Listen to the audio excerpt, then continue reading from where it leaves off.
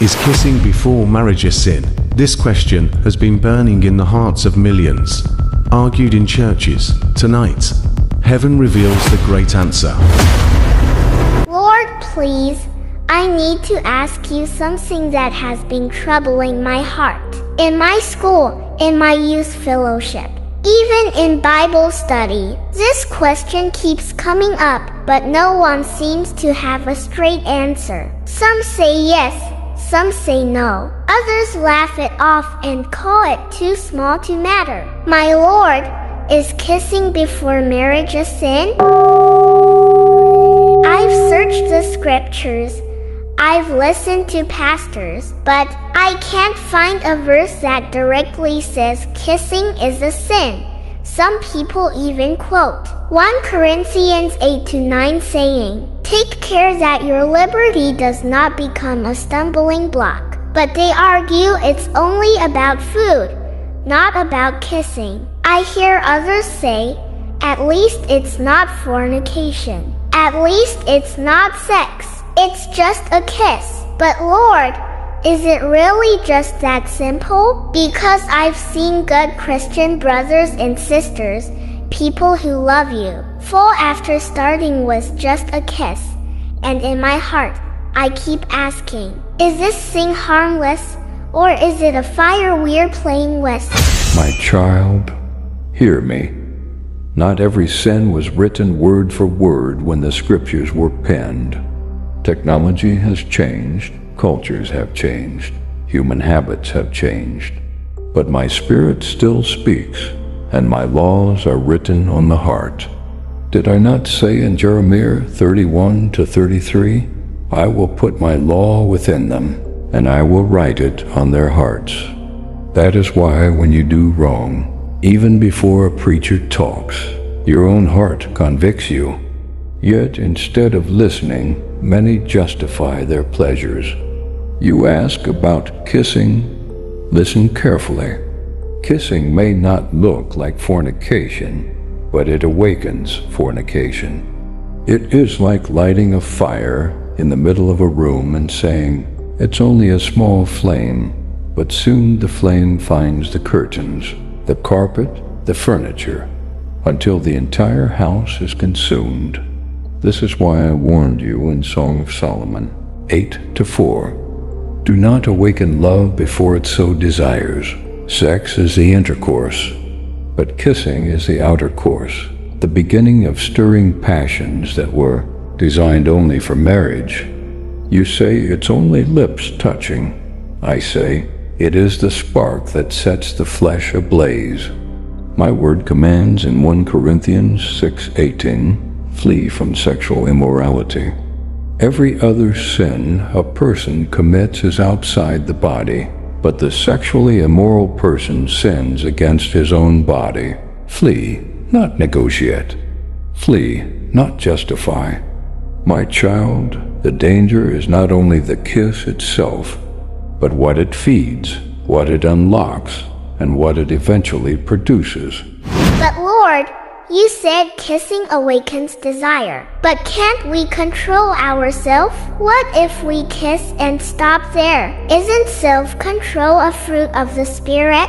Galatians 5:22 says so. Doesn't that mean as long as I don't go too far, I'm still fine? Besides, didn't you say in 1 Corinthians 6:12, all things are lawful for me, but not all things are beneficial? So maybe kissing isn't a sin. Maybe it's just something people have to handle with maturity. Lord, if holding hands is allowed, if hugging is allowed, why not kissing? Isn't it just a deeper way of showing affection?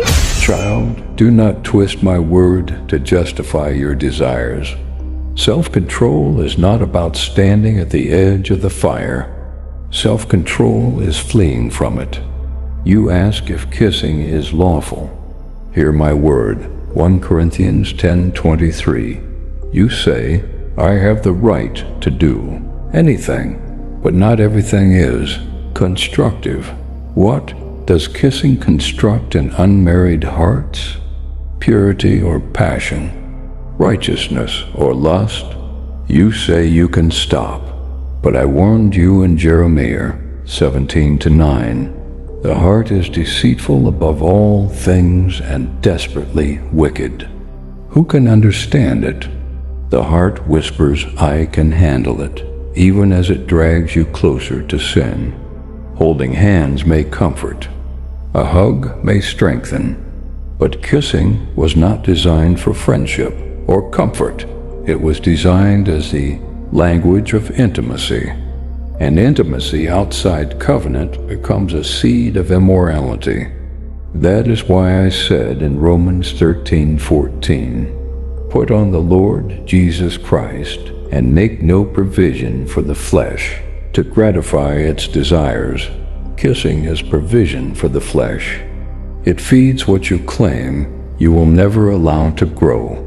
But Lord, if kissing before marriage is so dangerous, then why didn't you just write it clearly in the Bible? You said flee from sexual immorality, but you never said don't kiss.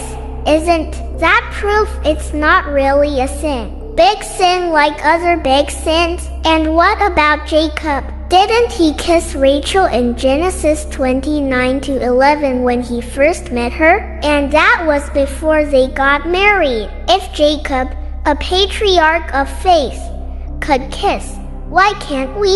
Besides, Lord, Song of Solomon is filled with kisses. Isn't that also part of love, which you yourself created? Lord, if we kiss someone we truly love, with no intention of sin, how can that alone send us to hell? Child, you speak like millions of people do. They are searching for loopholes to justify their sin instead of truth. You said Jacob kissed Rachel.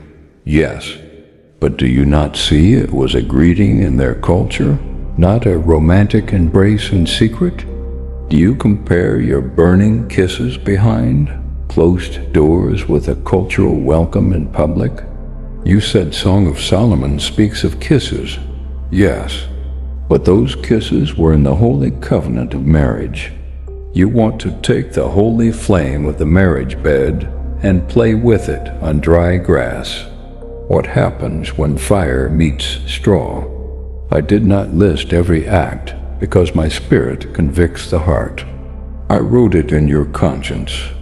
That is why even after you kiss, your heart beats with guilt.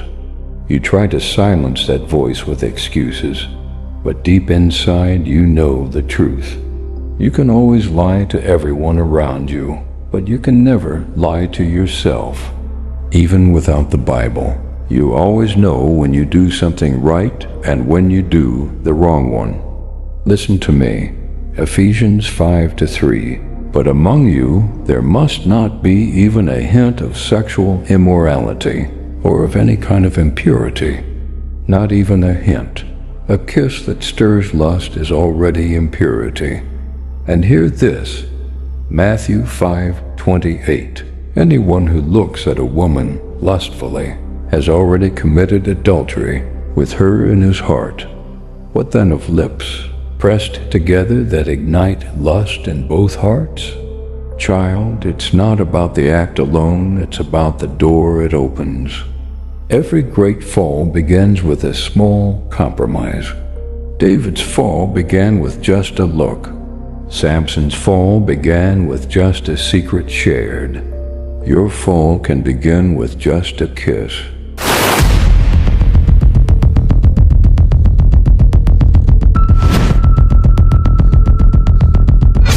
You watching, do not deceive yourselves. Many of you argue just as this child did. You search for verses to defend your desires instead of fleeing from them. I tell you, make no provision for the flesh to gratify its desires. Romans 13:14. Kissing before marriage is provision for the flesh. It plants seeds of fire that will consume your purity if you do not stop. You say, it's just a kiss, but in my eyes, it is the beginning of fornication. You say, it's not written in black and white, but I wrote it in your heart by my Spirit. Ignore that voice, and you ignore me. Do not play at the edge of hell and call it love. True love waits. True purity flees. True holiness does not ask, how close can I get to sin? But how far can I stay from it? If you are not ashamed of me in public, comment, Jesus, please help me to flee from immoral activities. Like and share this message so that the light of my word will reach more souls. Subscribe to this channel to continue hearing my true word. May my unending grace continue to see you through all the days of your life.